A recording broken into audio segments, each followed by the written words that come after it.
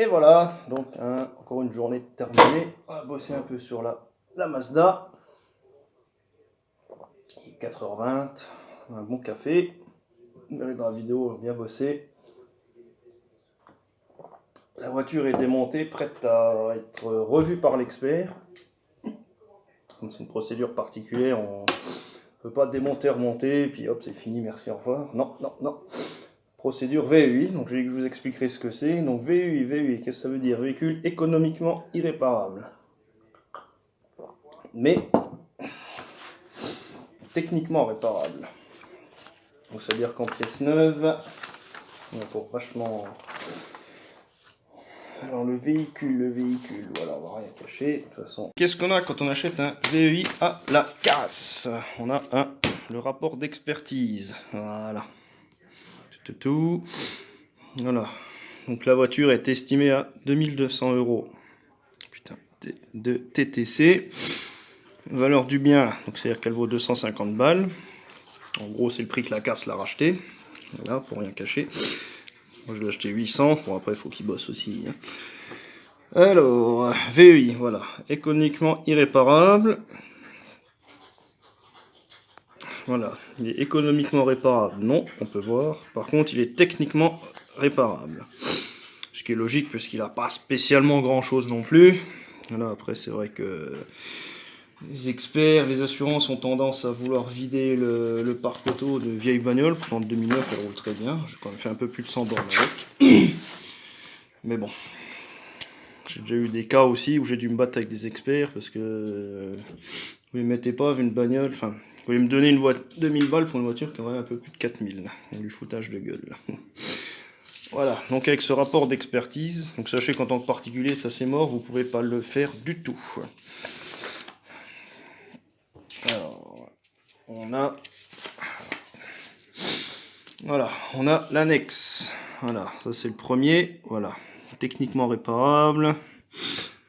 Voilà, ça c'est ce que vaut la réparation du véhicule. 4200 €. Ouais, 4284,90. Voilà, TTC. Voilà, il y a pour 3000. Putain la vache. 3130 balles de pièces. Peinture, voilà, c'est compris dans la main d'œuvre, donc 760 balles. On arrive à 4002, effectivement. L'expert l'estimant à 2200 balles. C'est plus du double pour la réparer. Mais bon, ça nous fait pas peur. Parce qu'on on peut mettre de la pièce d'occasion. Voilà, là, il chiffre qu'avec des pièces neuves. Hein. Voilà, on voit déjà qu'une aile, ça vaut hors taxe 150 balles. Un capot 400. Le condenseur 197. Le phare, putain, 350 balles. Qu'est-ce qui vaut cher? Le pare-choc, 385. La grosse traverse en ferraille, 260. Le radiateur, 220 balles. Voilà, ça se trouve plus cher. 90 balles hors taxe, une recharge de clim. Effectivement, chez Mazda, ça calme. Voilà.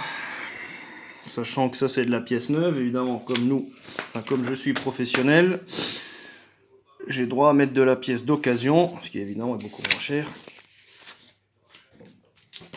Sinon, ça vaudrait vraiment pas le coup de taper la bagnole. Bon. Donc pour ça, procédure VEI. Il faut garder toutes les factures d'achat des pièces. J'espère que je ne les ai pas oubliées chez l'expert en assurance. Non, elles sont là. En se débrouillant bien, voilà, j'ai trouvé le capot.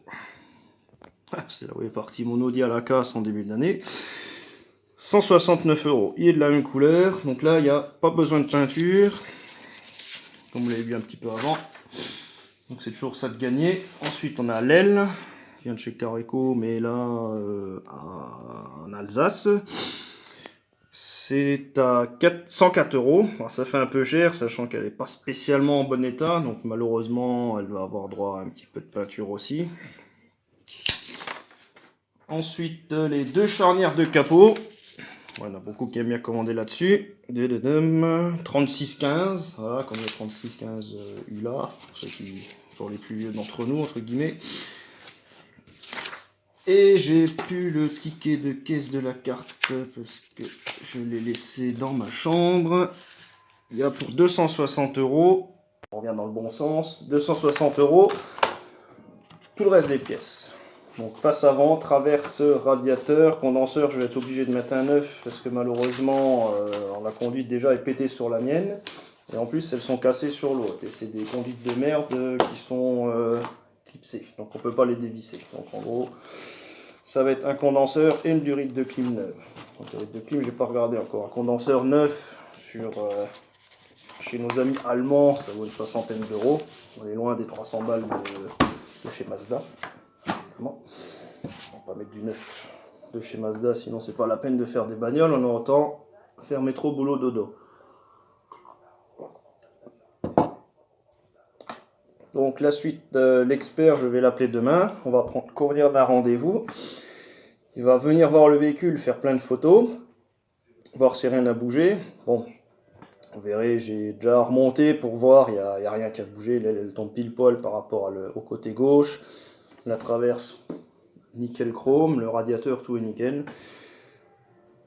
Mais j'ai dû redémonter, voilà, parce que l'expert il va venir, il va trouver bizarre, il va m'en vouloir d'avoir déjà remonté, on n'a pas le droit, ça rien n'empêche de checker si tout va bien, voilà, si on a un longeron de pied ou autre, je l'aurais vu tout de suite. Là, or, c'est les 4 vis de chaque côté de la traverse, bam bam, dedans, l'aile, nickel chrome, les phares, les deux sont cassés, malheureusement, petite surprise au démontage, avec compté que le droit, donc il va falloir que je change à gauche du coup. Une fois que l'expert est venu, alors j'ai vu que les plaquettes de frein étaient HS devant, donc il faudra mettre des plaquettes neuves. Hop, déjà le téléphone, son espace de stockage de mort. J'ai retrouvé mon ticket que je vais remettre tout de suite dans le dossier de la voiture. Il ne faut rien perdre, hein. Tout doit être justifié. Le moindre écrou neuf, enfin au moins ce qu'il y a sur le devis de réparation. Voilà, tout doit être justifié. Ensuite, une fois que ça c'est fait, une fois que le véhicule est remonté, contrôle technique, réglage du train avant, obligatoire, et passage valise, voilà, pour vérifier qu'il n'y a pas de problème de sécurité avec le véhicule. Ça, je vous en reparlerai une fois que l'expert sera venu, que j'aurai fait ma peinture et tout. Pareil, heureusement, on n'est pas obligé de faire peindre en concession non plus, sinon, rentabilité de l'affaire nulle. Après, est-ce que ce sera vraiment rentable ? Bon, pour l'instant, je suis à 1712 € de achat inclus sur la voiture. Sachant que, bon, estimé à 2002, bon, j'ai des doutes. On est plus entre 3000 et 3500 € sur Internet. Sachant que ça va être vendu avec une garantie derrière et tout, bon, on est plus proche des 3000, 3005 que des 2002 qu'elle vaut. Donc je pense terminer entre 2000 et 2200 € une fois que tout sera refait sur le véhicule. Sachant qu'il faut encore inclure le contrôle technique, la géométrie, le passage valise, qui je demande si c'est obligatoire chez Mazda ou pas. Sachant qu'on travaille avec mon boulot, donc peut-être moyen d'avoir une petite remise. L'expert, c'est 300 balles, j'ai déjà inclus dedans. 300 €. Le réglage des trains, les plaquettes, le condenseur, ça c'est pas dedans encore. Et la durite de clim, ça risque peut-être de piquer, parce qu'en général, on les trouve rarement sur internet, surtout pour une Mazda. Ni à la casse d'ailleurs, ça se démonte pas. C'est neuf ou rien. Au moins d'avoir une Clio 2, où là on peut les dévisser, parce qu'ils sont critiques Renault, ils ont l'intelligence d'avoir mis des vis pour les déclipser et les reclipser. Voilà. Là c'est une espèce d'embout de merde. On peut malheureusement rien faire. Voilà, en plus c'était pété. Donc ça n'a pas de chance. Et sur celui de la casse, le condenseur est neuf, mais je pense qu'ils ont dû. C'est cassé, ça fait chier. Mais c'est pété aussi. Voilà. Donc bon, 60. Moi j'ai regardé là, le temps du ticket de carte, 69,90 €, un condenseur de clim. Il ne reste plus que la durite, les plaquettes. Démonter les freins arrière aussi, ils veulent contrôler les freins arrière. Bon, 190 000 bornes, il y a deux solutions. Soit ça a déjà été refait, je démonte, c'est propre. Il n'y a pas de souci. Bon, sachant qu'elle freine bien, le frein à main, il manque de 5 crans, il n'y a pas de déséquilibre. Après, c'est la surprise du chef, quoi. Soit ça passe, soit ça casse. Voilà les amis, bah, écoutez, sur ce je vais vous laisser, et puis je reviendrai la semaine prochaine, une fois que j'aurai eu la visite de l'expert, une fois que les pièces seront peintes. Bon, tant que c'est pas peint, à part remonter le capot, les charnières, elles sont neuves, elles sont noires, donc ça j'ai acheté une bombe chez Mazda, donc à 15 balles, bon bombe avec vernis ça va, ça évitera de payer un peintre pour ce truc qui est caché, en gros ça sert à rien. Donc l'aile qui est de la même couleur, qui est un peu abîmée, donc ça je pense que je lui fais refaire un voile pour être tranquille. Et le pare-choc, voilà. Une fois que j'ai récupéré tout ça, une fois que tout est remonté, donc condenseur, donc la recharge de clim évidemment, on parle 90 hors taxe, on va essayer de... Au boulot, je faisais des promos à 50, 60 euros, nos rotos, voilà, 49 balles, ça va être le printemps, ils vont faire leur petite promotion habituelle. Et une fois que tout sera terminé, calculer. Alors les nombres d'heures, c'est pas à peine de me les demander, je les compte pas, je compte pas mes heures. Donc on parlera purement en pièces et achat du véhicule. Et bénéfice à la revente évidemment, je pense que ça en intéressera quelques-uns. Sachant que c'est la procédure la plus simple. Après il y en a d'autres, ils sont plus casse-couilles.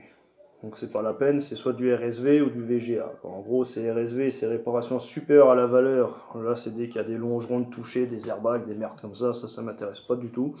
J'ai pas le temps, je suis chez moi, je bosse, moi j'ai mon petit garage là en bas dans la cour. Voilà, j'ai pas de matériel pour redresser des longerons, des trucs comme ça.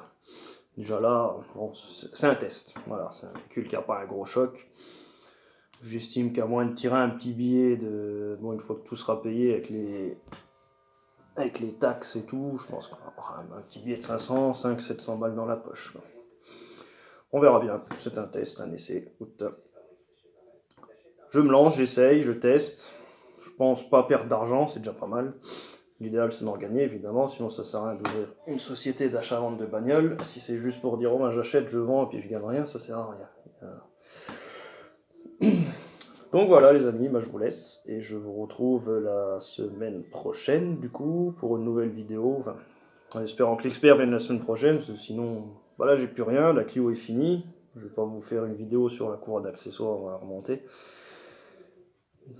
Et le bocal de refroidissement, voilà, je ferai certainement une en fin de semaine, une fois qu'elle sera vendue. Plutôt. Pareil pour tout ce qui est achat, frais, vente et bénéfices.